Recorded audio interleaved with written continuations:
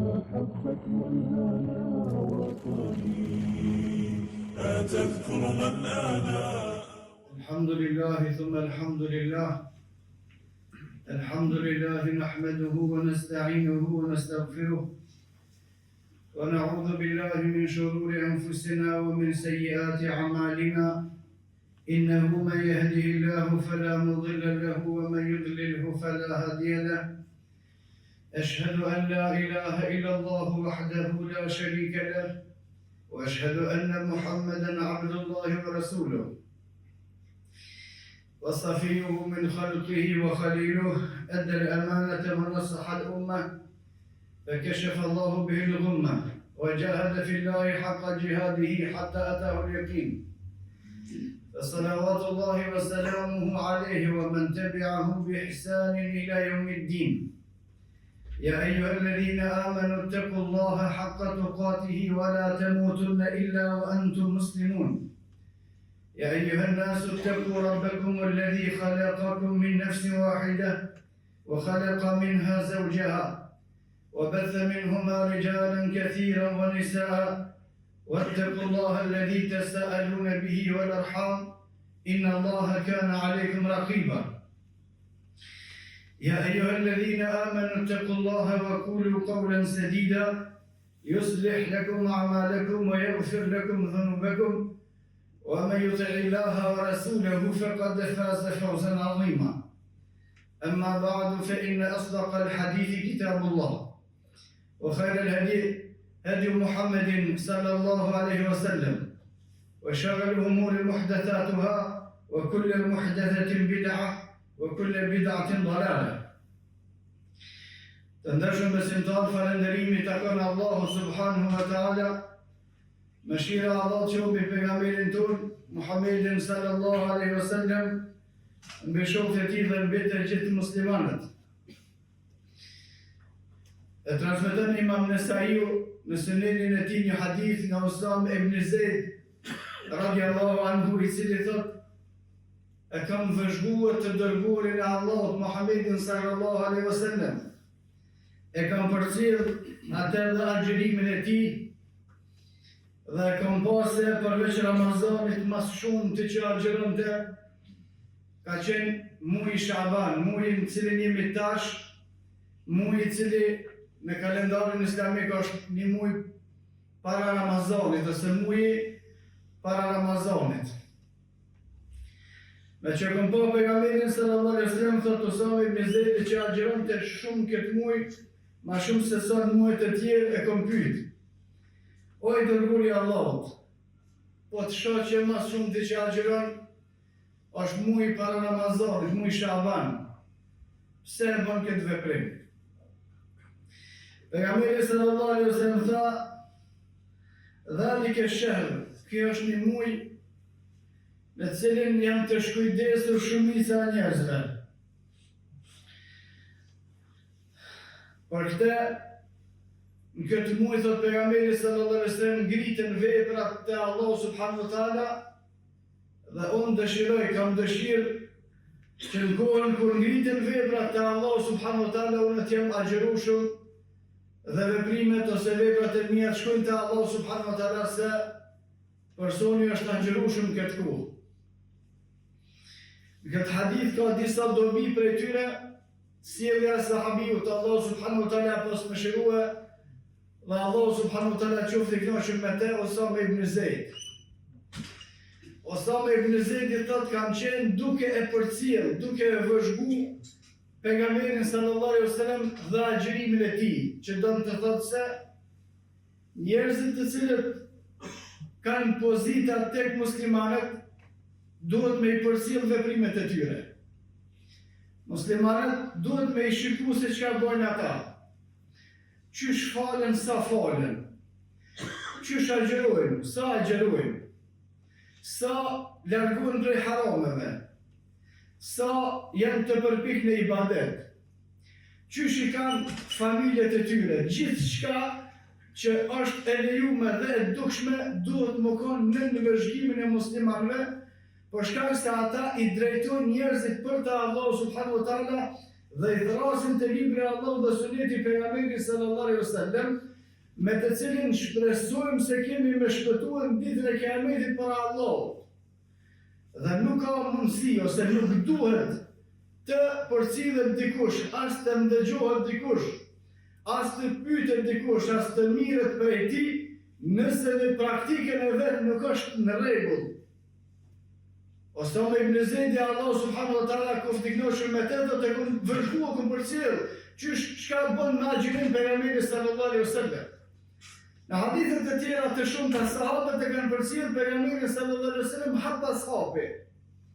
Dhe jo me qëllimin që me gjetë diçka një defekte me akuzu pejgamberin sallallahu alaihi wasallam, siç e bojnë në pjesë e madhe të atyre që me veprimet e tyre besojmë se janë munafikin, por më përcjell për shkak të sigurisë të atij i cili na mëson në librin e Allahut dhe në sunetin e pejgamberit sallallahu alaihi wasallam.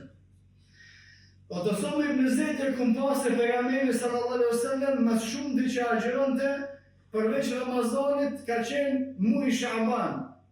Për shkak se në një hadith tjetër të saktë të transmetuar prej Aishës radhiyallahu anha, thot pejgamberi sallallahu alaihi wasallam përveç Ramazanit asnjë muaj tjetër nuk e ka agjëruar të plot. Pra, ndalohet, nuk lejohet që muaj i komplet i plot të agjërohet përveç Ramazanit.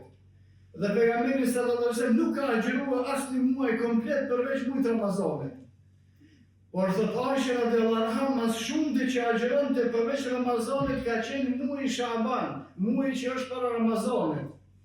Në transmetim tjetër Aisha radhiyallahu anha thot pejgamberi sallallahu alaihi wasallam muaji Shaban vetëm disa ditë nuk i agjëronte, vetëm me dalluar prej muajit Ramazanit se Ramazani është ai muaj i cili agjërohet komplet. Për të cilin Allah subhanahu wa taala ka thënë se men shahida minkum ash-shahra falyasum. Kush është gjallë e ka mundësi në këtë muaj, duhet me agjëru. Thot Osama ibn Zejdi e pa që pejgamberi sallallahu alaihi wasallam agjëronte më shumë në këtë muaj dhe e pyeta. E kjo është urësia e dytë e sahabëve. Allah subhanahu wa taala qoftë i kënaqur me ta, të cilët kur kanë parë veprim pejgamberin sallallahu alaihi wasallam kanë lyp shpjegim.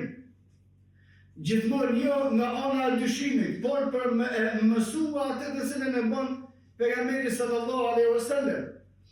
Edhe kur ka gabuar ndonjëherë pejgamberi sallallahu alaihi wasallam në disa veprime, sikur ka qenë falja namazit të drekës 2 rekate, nëse me i fal 4, sahabiu ka pyetur dërguar Allah, pse i ke fal 2? Në luftën e Bedrit kur pejgamberi sallallahu alaihi wasallam i ka hull mushrik me një grop, pastaj ka frutë të talla i ka thirrur me emrat e baballarëve tyre, hal wajadtum ma wa'ada rabbukum haqqan. Dhe i ka pyet, a gjetët ata që ka premtuar Allahu, se ne e gjetëm fitoren që na pa premtuar Allahu? Sahabët i kanë thonë dërguar me Allah, pse po ju fol këtyre këta janë të vdekur. Thonë shumë që pejgamberi sallallahu alaihi wasallam kanë interesuar edhe për pejgamberin sallallahu alaihi wasallam kur e bëni veprim, pse të bën këtë veprim? Pse është që ka vepër kështu? Pse është që ka kështu? Për shkak të interesimit dhe diturisë. Thot Osama ibn Zejdi e pyeta pejgamberin sallallahu alaihi wasallam se e bën këtë veprim dhe agjeron shumë këtë muaj. Thot pejgamberi sa më tha, kjo është muaji në të cilin janë të shkujdesur shumica e njerëzve.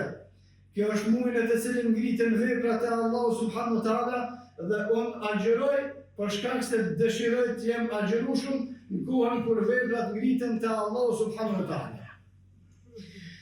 Në komentin e këtij hadithi imami i njohur i sunetit Ibn Rajab al-Hanbali thot këtë hadith pejgamberi sallallahu alaihi wasallam ka përmend 2 çështje. Çështja e parë është kujdesja e shumicës së njerëzve në këtë muaj, nga se thot Ibn Rajab, para këtij muaji ka qenë muaj Muharram në të cilin janë angazhuar musliman, dhe kjo ishte për kohën e Ibn Rajabit. Kurse tash nuk angazhohen as muaj Muharram, as muaj Rajab, as muaj Shaban, e krejt pak muaj Ramazan. Dhe kështu nuk kanë qenë muslimanët e parë. Thot Ibn Rajab, pejgamberi sallallahu alaihi wasallam ka thonë njerëzit janë të shkujdesur në këtë muaj për shkak se kanë dhënë kontribut muajin Muharram, edhe përgatiten ose janë të e prit muajin Ramazan në këtë muaj janë të shkujdesur. Dhe Allahu subhanahu wa taala don ibadetin kur shumica e njerëzve nuk e bojnë atë. Sikur që është transmetuar në hadithin e saktë të pejgamberit sallallahu alaihi wasallam, وقوموا والناس النيام تدخلون الجنة بالسلام faluni natën kur të tjerët janë në gjumë, keni me hije në xhennet. Komentin e këtij hadithi dietar kanë thonë kur shumica e njerëzve janë në gjumë, ti më kon të u fal namaz natë, kjo është veçori. Nuk është shumë veçori në namazin e gjumosës, namazin e taravive ose namazet e tjera, kur shumica e njerëzve ose shumica e muslimanëve ose shumica e njerëzve që kanë frikë Allahut janë duke i falë të namazet me xhamat. Por kur shumica nuk janë të bëjë këtë veprim, është sikur ngjallje e një suneti ose një praktike të pejgamberit sallallahu alaihi wasallam. Dhe kjo është muaj Shaban në të cilin shumica e njerëzve janë të shkujtesur me veprimet e tyre të mira me agjërim. Kjo është çështja e parë thot Ibn Rajab, dhe çështja e dytë është se në këtë muaj ngritën veprat e Allahut subhanahu wa taala. Në përmbledhjen e haditheve, dietarët e sunetit kanë thonë se veprat ngritën te Allahu subhanahu wa taala 3 herë. Në hadithin e parë të cilën transmeton Imam Buhariu dhe Imam Muslimi, gjithsesi prej tyre në sahihet e tyre, thot pejgamberi sallallahu alaihi wasallam, veprat e robërve ngritën çdo ditë në namazin ose me lajket e Allahu subhanahu wa taala lëvizin çdo ditë në namazin e sabahut dhe namazin e kindis. Ato që kanë qenë prej namazit sabahut rrinë me robërit e Allahut deri në namazin e kindis, pastaj ngriten në qiell dhe vinë melekët e tjera. Ato që vinë prej kindie deri në namazin e sabahut ngriten në qiell, vinë melekët e tjera. Dhe thot pejgamberi sallallahu alaihi wasallam, kur ngritën ata që në kontunet me njerëz për melekëve, Allahu subhanahu wa taala i pyet melekët, edhe pse Allahu e din më së miri çka kanë qenë duke bërë te mi kur i latë erdhë për pjet. Thoj melekët kanë qenë duke fol namazin për ata që në të e fol. Por këtë pejgamberi sallallahu alaihi wasallam një hadith tjetër ka thonë namazi me xhamat më i vështirë për munafiqët është namazi sabahut.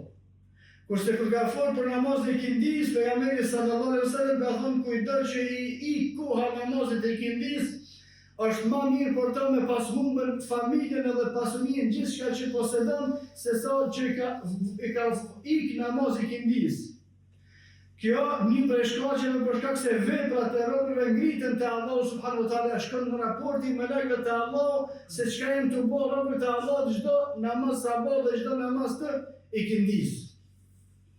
Në hadithin tjetër të cilën transmeton Imam Ahmedi në Musnedin e tij, thot pejgamberi sallallahu alaihi wasallam, çdo ditë të ejte sa i përket javëve, çdo ditë të ejte ngritën veprat e Allahut subhanahu wa taala. Pra veprat e Allahut subhanahu wa taala ngritën 3 herë. Çdo ditë në mëngjes, namaz sabahut dhe namaz të ikindis, çdo javë në ditën e ejte dhe çdo vit në muajin Shaban. Sa i përket ditëve, hadithit të cilën e transmeton Imam Buhariu. Sa i përket javëve, dita e hadithit të cilën e transmeton Imam Ahmedi. Sa i përket vitit, hadithit të cilën e transmeton Imam Nesai në sunenin e tij, pejgamberi sallallahu alaihi wasallam ka thonë këtë muaj Shaban ngritën veprat e Allahut subhanahu wa taala dhe unë dëshiroj që në kohën kur ngritën veprat në përmbledhjen vjetore, nëse veprat ngritën në llogaritjen ditore te Allahu, llogaritën në llogaritjen javore ditën e ete dhe ngritën te Allahu në llogarinë e atyre vjetore në muajin Shaban, muajin në të cilin jemi tash. Kurse në Kur'an Allahu subhanahu wa taala ka thonë kulle yawmin huwa fi sha'n.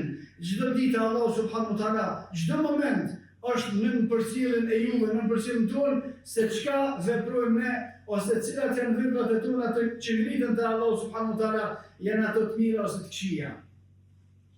Ibn Qayyim Allahu subhanahu wa taala pas më shëruan komentin e këtij hadithi, thot pejgamberi sallallahu alaihi wasallam ndër të tjera për prej shkaqeve që ka agjëruar shumë këtë muaj janë 2, në 1. Thot pejgamberi sallallahu alaihi wasallam ka pas adet, ka pas traditë, ka pas sunet, ka pas zakon që prej çdo muaji më agjëruar 3 ditë. Ato që nifen ditë e bardha, dita 13, 14 dhe 15. Kurse në pjesë e madhe dietarëve thonë bën edhe mos më kon këto dita, vetëm brenda e muajit me agjëruar brenda çdo muaji 3 ditë. Nëse në hadithin e saktë pejgamberi sallallahu alaihi wasallam ka thonë kush e agjëron një ditë i shkruhet sikur më kon 10. Kush e agjëron 3 ditë i shkruhet sikur më agjëroi komplet muajin. Dhe kushdo që agjëron çdo muaj nga 3 ditë është sikur që ka agjëruar komplet kohën. Thot Ibn Qayyim pejgamberi sallallahu alaihi wasallam i agjironte këtë dita, por nëse ndodhte se ai ishte në përmetej ose në angazhime të tjera, e s'ka mujt me agjiru, i plotësonte në muajin Shaban. Kjo është një prej arsyeve. Kurse arsyeja e dytë, thot Ibn Qayyim, Allahu pas mëshirua, agjërimi para Ramazanit është sikur sunnetet që i falmi para namazeve farz. E ka çat nivel. Pejgamberi sallallahu alaihi wasallam në respekt, në përgatitje të mirë shpirtërore dhe fizike për namazin farz, falte namaz sunet. Dhe shifni në përjashtim të namazit të akşamit për arsye të tjera, pejgamberi sallallahu alaihi wasallam në çdo namaz falej para se me fal farzin. Falte namaz sunet në respekt për farzin dhe në përgatitje për me bë farzin. Namaz, suneti sabat, suneti drekës, suneti kindis. Kështu vepronte pejgamberi sallallahu alaihi wasallam dhe pastaj gjithashtu bënte falje të suneteve pasi që shkonte farzi në mënyrë që me e respektua obligimin e Allahu subhanahu wa taala. Dhe ata që agjërojnë në muajin Shaban, agjërojnë me u përgatit për muajin Ramazan dhe pasi që të shkon Ramazani gjithashtu duhet me agjërua 6 ditë të muajit Shawwal me bë të njëjtë me atë që e bënte pejgamberi sallallahu alaihi wasallam për namaz. Me bë sunet para namazit edhe me bë sunete pas namazit me fal namazet sunete pas namazit edhe e njëjtë ardhen për agjërimin. Pejgamberi sallallahu alaihi wasallam, thot Ibn Qayyim, kur bënte agjërim më të gjatë para Ramazanit, e bënte këtë për me u përgatit dhe për me respektue muajin e Ramazanit si farz. Ibn Rajab dhe dietarët e tjerë kanë përmendur edhe disa arsye të tjera pse pejgamberi sallallahu alaihi wasallam agjëronte shumë këtë muaj dhe një prej arsyeve thonë për shkak se agjërimi është pak i vështirë. Dhe ata të cilët nuk mësohen me agjëru para se me hinë Ramazan, një 4-5 ditë gazekën e shuajnë, ai i thënë kryt, ai i thënë borkja, s'mund me shku në Masaraviva, 100 probleme i dalin se një vjetë s'ka agjëru e heq, tash kur hinë direkt në agjërim, organizmi e llogarit sigur ka ndryshime të mëdha. Por mos me pas të probleme, për shkak se muaji Ramazanit nuk i ka 100 ditë, ai ka 29 ose 30. 3-4 porat në shkojnë për shkak të mos përshtatjes edhe problemeve jo dhembje kres, jo probleme të tjera, edhe në 78 të fundit që i milion jo këmë bëfte, edhe në 78 duke shku dikon, qysh me i shfrytëzua këtë ditë, ose cila është përpjekja, angazhime serioz me e shfrytëzua këtë muaj. Pra një prej shkaqeve që agjeronte shumë pejgamberi sallallahu alaihi wasallam këtë muaj, është përgatitja fizike dhe shpirtërore që kur të hyjë muaji Ramazanit prej fillimit me kanë të gatshëm për me qenë sa më aktiv në këtë muaj. Pra është suneti pejgamberit sallallahu alaihi wasallam ma agjëruan këtë muaj çaq sa kena mundësi më shumë. Nuk lejohet me plotësua këtë muaj komplet për shkak se asnjë muaj tjetër nuk lejohet të plotësohet me agjërim përveç muajit të Ramazanit. Kushdo që agjeron këtë muaj, ose kushdo që agjeron shumë këtë muaj, veprat e tij kur ngritën te Allahu subhanahu wa taala ngritet i shënuar për atyre të cilët agjeron. Kush agjeron këtë muaj, është duke bërë ibadet kur shumica e njerëzve janë të shkëndesur. Kush agjeron këtë muaj, respekton farzën e muajit Ramazanit dhe përgatit veten për më bëni aftë dhe më i aftë me adhuru Allahu subhanahu wa taala në Ramazan. Ne lusim Allahu subhanahu wa taala që të na mësoj me arrit Ramazanin, e nëse arrim atë të na mësoj me agjëru dhe me bë veprat e tjera të mira të përcaktuara në librin e Allahut dhe në sunetin e pejgamberit sallallahu alaihi wasallam. Wa qulu qawli hadha wastaghfirullaha li wa lakum fastaghfiruhu li kulli dhanbin innahu huwal ghafurur rahim.